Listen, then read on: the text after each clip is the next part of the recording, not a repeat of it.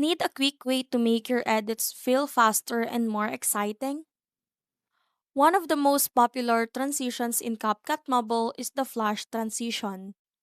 It's commonly used in travel edits, lifestyle videos, and social media content because it creates a smooth burst of light between clips. To add it, start by importing at least two clips into your project. Next, tap the small transition icon located between the clips. This will open CapCut's transition library. Browse through the available categories and select Flash. Once applied, you'll see a bright flash of light connecting the two clips together. You can adjust the duration to make the transition feel faster or more dramatic. A shorter duration creates a quick, energetic effect, while a longer duration produces a more noticeable flash.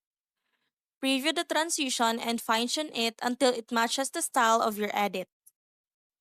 That's how to add a flash transition in CapCut Mobile. It's a simple effect that can instantly make your videos feel smoother and more professional.